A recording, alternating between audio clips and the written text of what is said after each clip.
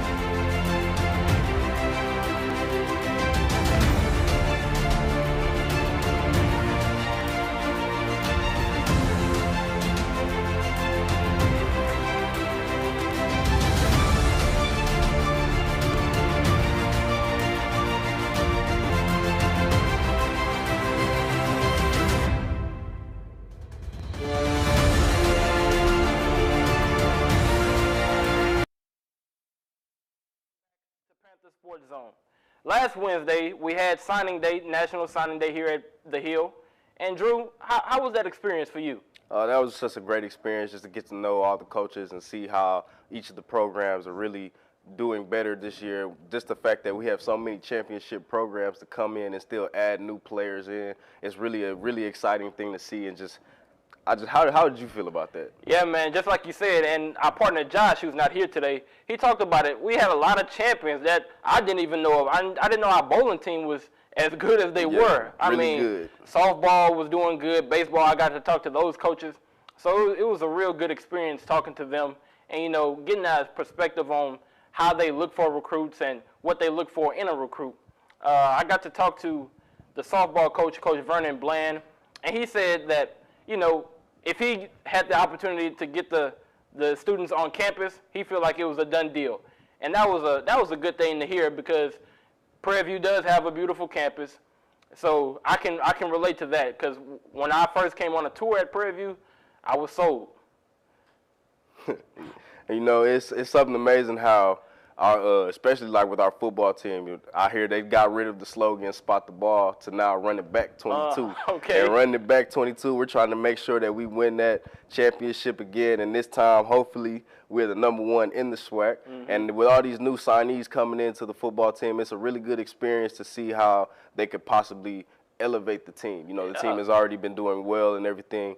But, you know, with some of the players that we have lost. But now these new players that have been added, it's a really good thing to see. And the coaches very much feel confident in their team and just feel that they have what it needs to take to make it and actually run it back for this 22 season coming up. Yeah, man. Because I've been looking at the Twitter page for the athletics, and man, the football team been going crazy with the recruits. Coach Bubba McDowell stepped in, and he not playing games. No, you know? no, he's not. He recruiting all out of Houston, and I watched the interview of his, and he said that was the main point of his, you know, to recruit homegrown talent. You know, we got so much talent in Houston, Dallas, all over Texas. So why not get the kids that's in your backyard? Yeah, and as for you, I know you're a baseball guy, so, you know, just interviewing with the softball and baseball coaches, I know that was something like, how did you feel about that? Man, it was a good experience because, like you said, I love baseball. So when they talked about, you know, you got to have a good bullpen, excuse me,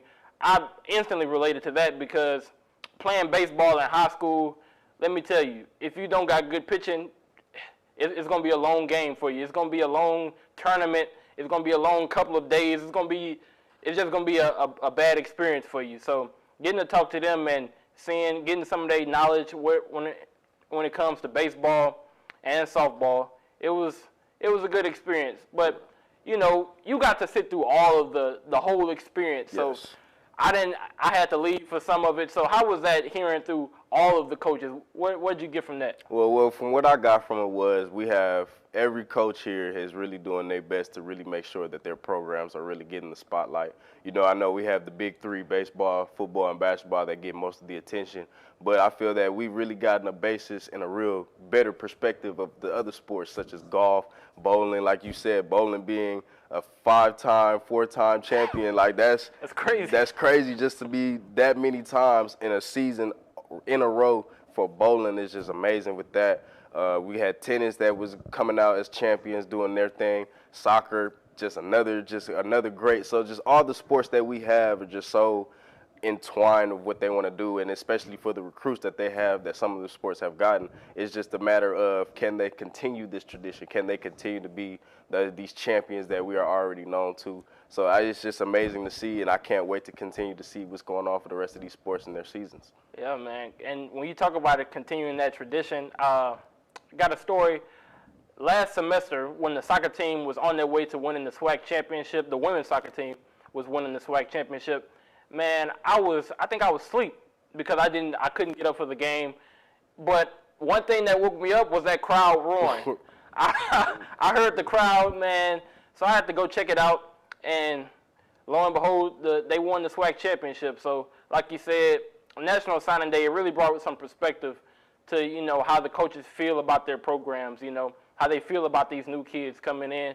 And like you said, I really can't wait for next season. We also got a chance to talk to our athletic director, and just the vision that he has to come in for this new athletic program and the what he wants to do with it was really inspiring to know that we have somebody that really wants to broadcast more of our stuff out there, that we need to get more of Prairie View's respectable sports out there that many people don't know about. You know, some sports people don't take as serious as they would other sports, which I feel is a shame because at the end of the day, we are all Panthers here, and we should always support our sports no matter what sport it is because like we said, we're the home of the champions. Yeah. That's all we do is PV produces productive Panthers, but we produce champions as well.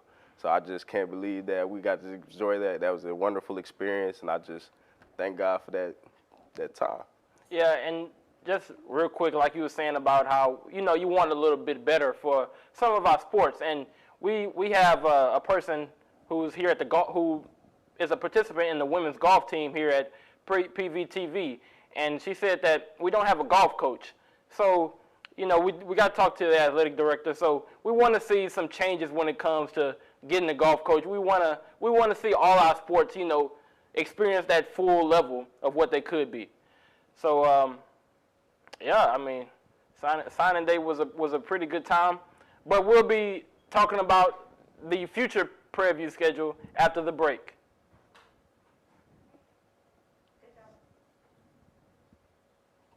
Freedom. It's at the core of who we are. The freedom to live without fear, to jog where we please, to wear a hoodie. The freedom to breathe. Before we celebrate the freedom most Americans have, we must fight for the freedom all Americans deserve. Because all lives can't matter until Black lives matter. And welcome back. So go over our calendar for the week. We have the men's and women's track and field compete at Texas Tech Shootout this Friday and Saturday, February 11th and 12th. Bowling travels to Dallas for the Lady Techners Invitational for a 3-day tournament starting this Friday, February 11th. Softball opens their season with the Cardinal Invite from February 11th to the 13th. Women's tennis plays at home against Rio Grande Valley this Friday before playing against U of H on Saturday. Both men and women's basketball plays Saturday at home against Southern. The women's tip-off begins at 3 as the men's game starts at 5:30. Thank you again for coming in and tuning in for Panther Sports Zone. I'm Andrew Brewer. And I'm Caleb Carter. And we're signing out.